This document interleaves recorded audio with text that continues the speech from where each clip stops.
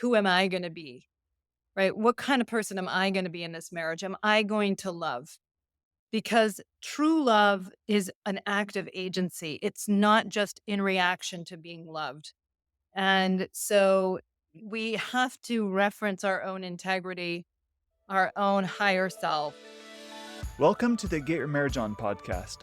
I'm your host, Dan Purcell, a sex and intimacy coach for married couples. My mission is to help you build and maintain a sexually vibrant and emotionally intimate marriage. Join me each week as we explore principles and practical tools based on Christian values to create the passionate, joyful, and thriving marriage you're designed to have. Hello, everyone. Welcome to the Get Your Marriage On podcast. With Valentine's Day just around the corner, I've been thinking a lot about what does it mean to really love my wife and to love well. A few years ago, I set out on a project to prepare for podcast episode number 200, which was a major milestone for me. And I interviewed top mentors and people that I really look up to. And I asked them this question: what does it mean to cherish your spouse?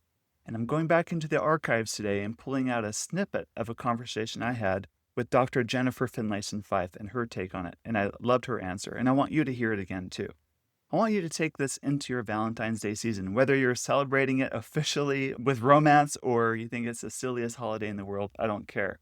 As long as you know to love and cherish your spouse well, we need that reminder all the time anyway.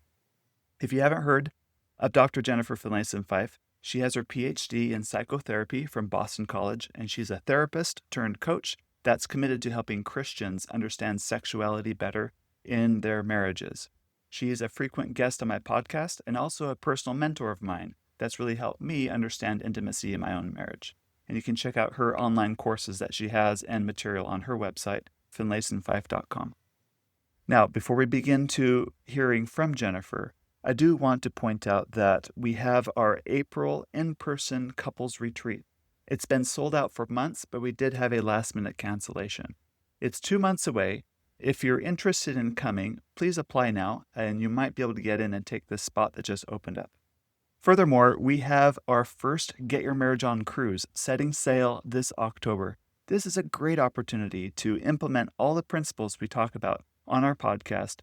It's going to be a little bit sexier because we're bringing on a boudoir photographer, and we have some other fun things planned. You get to meet with me and my team on the sea days. So you get a vacation with us and do a deep dive on intimacy in your marriage. It's going to be a really fun and sexy experience for you and your spouse. You'll find those details in the show notes or on our website at getyourmarriageon.com also. So, ready? Here we go. So Jennifer, what does it mean for you to really cherish someone in your marriage? Well, I think many of us want our spouse or we need our spouse. To cherish is to move into a somewhat different position, which is to really choose your spouse, to say, I know you're different than me. I know who you are. I know that you engage in the world in ways that are different from my own, but I love you. I value you. I care deeply about your presence in my life. And so it's the ability to truly value someone. And when we need our spouse or we're getting married to kind of solidify something for ourselves, we aren't yet in a position to cherish. To cherish is to be able to recognize this is a person that is separate from you, that has many qualities different from your own, and you have the capacity within yourself to value them and to be grateful for their presence in your life and to let them know it, to show it to them in a regular way. Mm-hmm. I like that. I once was in a business partnership that didn't work out, and we were supposed to split things 50-50, but I felt like I was doing far more of my share of the work according to our Mhm. agreement than he was. And so I Mhm. would justify, well, he's not working that hard, so I wouldn't work so hard myself. Right. I would stop working Yep. as hard. And I think he would look at me and see my drop in productivity and Yep. justify that for not doing so much Right. in his work too. And I think this happens in marriages too. Yes, for Can you sure. talk more on this dynamic that happens in a relationship? Yeah. Well, I think a lot of us going back to the way that most of us get married is more in the idea of what marriage will give to us because we're just not mature enough to really think about what we're promising, which is to love this person that's in many ways dramatically different from you. That's why you're attracted. When we really think about what we're committing to is that I'm going to love you, bring my best to you, care about you in times that are good and bad, and do that for the entirety of the marriage, and that's a big commitment, and most of us are actually have a secret idea inside of us, "Well, I'll do that as long as you do that for me. As long Right. as you're loving me and, speaking my love language and making me feel good about myself, then I will love you in return, Hmm. but you go first." And I think a lot of us it's easy to run into the resentments in marriage because when we first fall in love, it's really about sort of hyper validation that's happening in that dopamine drenched state of falling in love. But once we bump up against more reality and the expectation to share a life and to find a way to create realities that can accommodate two different people, well, it's really easy to start feeling resentment. Like, I love having you here. I don't want you to go anywhere, but why can't you do things the right way? I mean, this is really easy for us to feel and then to resent when our spouse doesn't comply. So, resentment and anger and hostility, even, are just a pretty normal response. Cherishing is more the aberration, it's more deliberate, it's more courageous. It's the willingness to love even when you're not getting what you want. Hmm. And I teach a lot of online courses, but my relationship course, sort of the core thesis of the course is how you behave when you're not getting what you want determines the marriage. Right. And that's maybe not a very romantic idea for most of us. But really, like, are we able to do the right thing? Are we able to love even when we're not when it doesn't feel good to do it? That's the real measure of the marriage. How do you Yeah, handle yourself when things don't go well? Not right, when things are always fine and you have no right, trouble, right? right. Exactly. Yes. Any final tips on how to handle yourself when you're in that crucible moment when things just aren't going well? When it's so easy to become a victim to what's happening. How do you step into something more courageous in that Well, first of all, moment? I think we have to kinda see that we're inclined to this justification mindset. Mhm. You were such a jerk when you said that, or that was so dumb or unfair, therefore I can be dumb and unfair back. I think we have to wake up to that because again, it's a death spiral. It's gonna take the marriage down when we're running it by the worst in ourselves. So if we can understand that impulse and see it in ourselves, then we are in a position to ask ourselves, who am I gonna be? Right? What kind of person am I going to be in this marriage? Am I going to love?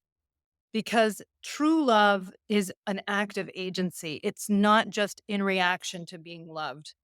And so we have to reference our own integrity, our own higher self. We have to earn our own self-respect more even than the respect of a partner. That is, I have to be the kind of person that I know is respect worthy, that I can feel good about my behavior if you want a chance of a good marriage and a chance of being happy in your marriage. Because if you live into your lesser self, even if your spouse lives into their better self, you won't be happy because you know that you're not really someone that you respect. And that's a big deal. I can see how if I were to live into my better self, especially in those moments when it's so easy to justify victimhood or whatever, if I can really live into my better self, it actually makes me a easier person to love. Like No, for my definitely. yeah, Yeah, I become a better 100%. choice in that moment Yeah. too. At Yeah. least So, yeah. not in that moment, but maybe the next moment or the Yeah. next time. It Yeah. sets me up for more success down the road. Absolutely.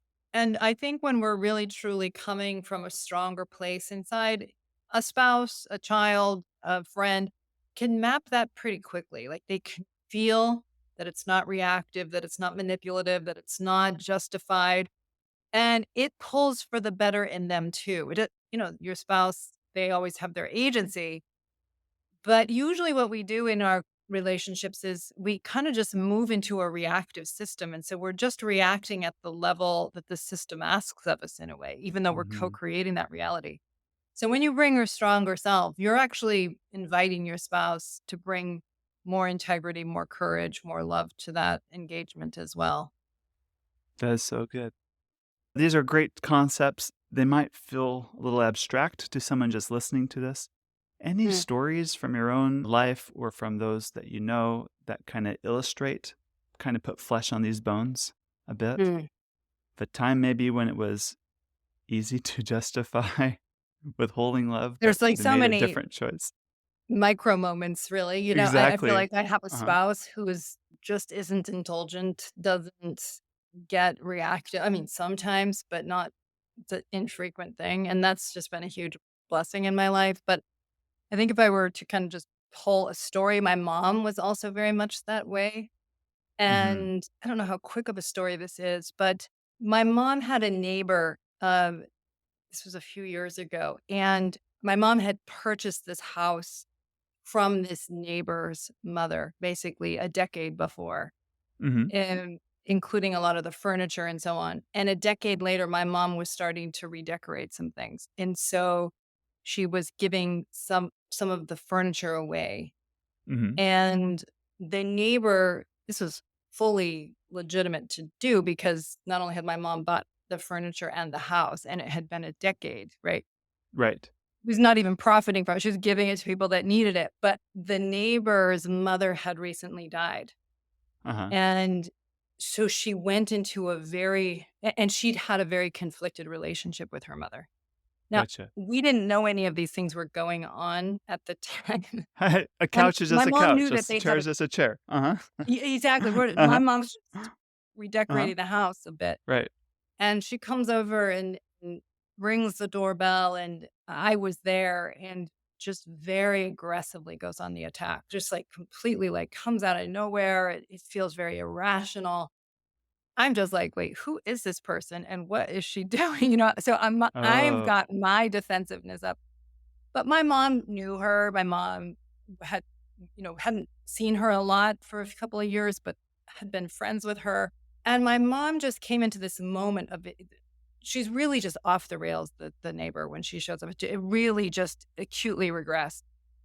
And I just watched my mother just step towards her and say, "Oh, I am so sorry." Because I think it slipped out somewhere in there that her mother had died and how disrespectful it was, in a sense, what we were doing.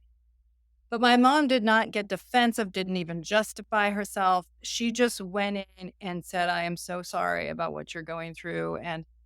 And I want you to know how much we have loved this house and how much we've loved the things that your mother had here and how, much they've benefited us and they're now benefiting others." So my mom gave some context, but was genuinely, I mean, I think what was remarkable to me is that I just felt like, who is this person? And like, I felt the kind of defensive, self righteous energy, Right. Uh-huh. and I just sat there and watched my mother's brilliance just come in and care about this person, and the whole thing just softened and stepped down, and she was apologizing by the end. And I was like super impressed. And then the other thing was like I was telling my sister about it, and I'm like, you wouldn't believe this lady. She's sort of crazy, like shows up at the door. Like, I'm sharing it in a kind of indulgent way. Uh-huh. And my mom just didn't participate, didn't like she just was like, I think that that's been a hard relationship. Like, my mom was just kind of caring about her in a way that I just thought was very impressive, and I'm grateful that I've had that kind of a role model, even though apparently I'm not nearly as good at it as she is. But, yeah, I think that was really kind of impressive in that moment to watch my mom come in with so much grace and kindness. That is so good. Is there anything else you wanna share for this recording? Well, I think just something I would say is that cherishing, sometimes we don't do it because it's very exposed to truly love. Like, it's one thing if your Mm. spouse says, "I love you," and then you say, "I love you back," Right. or they're kind to you and you're kind back because you've got the cover of them already exposing themselves. But to truly love is to step out in front. To be willing to say, "I'm going to let you matter." I'm going to care about you even if you don't care about me. Mhm. I'm going to do right by you just in a unilateral way. And so it, there's risk in it, there's exposure in it. And so we resist it, And there's no trying to live. guarantees There's no and guarantee that right. they're going to Uh-huh. love you back or do the right thing or, or receive it even. But I Right. think that so we often hold back out of our perceived idea that it makes us safer, Uh-huh. but We it doesn't hedge. make us safer. We limit our lives so much when we live in that reactive, um, Transactional maybe even. yeah, Uh-huh. transactional and cowardly way, really. And Mhm. I think when we dare to love, I mean, we create an environment and a reality that we then get to live in.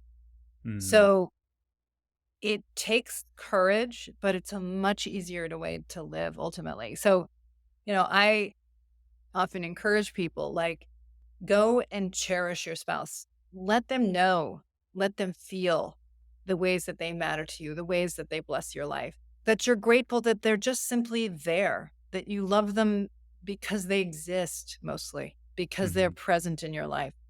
And because learning how to cherish another human being, flawed as we all are, imperfect as we all are, it just is part of our spiritual and relational growth. But it's also where the happiness is. It's where the freedom is. It's where the joy is. And it's a process. And it's not easy often to even know what it means to do right by another person. But it always requires more of us and it requires courage from us, but we're blessed for it. It makes our lives richer. Gotcha. Maybe someone listening to this might be in a situation where they get this concept, they want to cherish more, but they really don't know what that looks like in the end. Maybe some good advice there would be, well, just take the Yeah, one well, next right step, right? yeah, I would say Towards that the one kind of the thing. first way to think about it is to live in gratitude. Like to cherish your life is to live in gratitude for the fact that you get to live it, that you're here at all. It's very Mhm. easy to think about all the things that went wrong today, but the fact that you were able to wake up is a privilege that a lot of people didn't have today.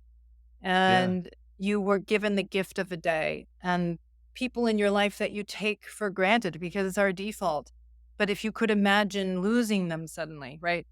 How deeply your life would be devastated, right? And so it's just allowing your gratitude and the acknowledgement of how much these people bless your life to be more present in the relationship. So Mhm. it's just being more honest in a way, being more acknowledging. And so I think, one of the things we did when I was growing up is that my mom had us on the birthday of the sibling, we would all say what we loved and appreciated about the person.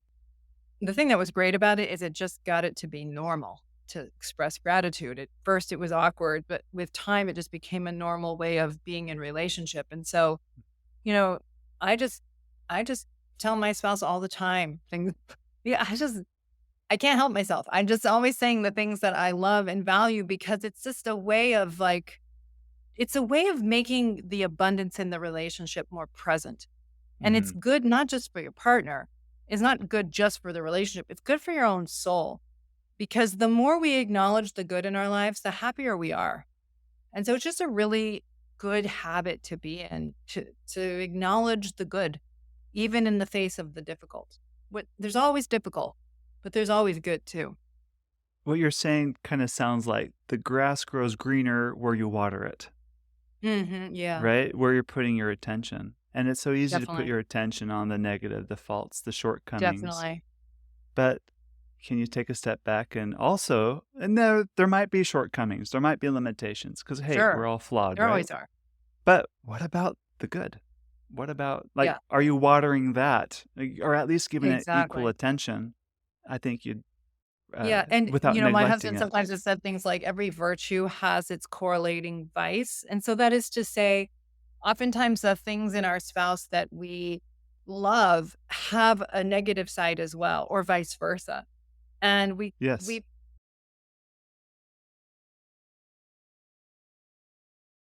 we buy into the whole package, like, the and they do with us. And so that's just life. And we got to get over ourselves if we think somehow it should be different than that, or we should be living in a problem free or a stress-free relationship. That's just isn't how life seems to be set up. And so the more we can actually get out of our entitlement and into our gratitude, the happier we are. That is so good.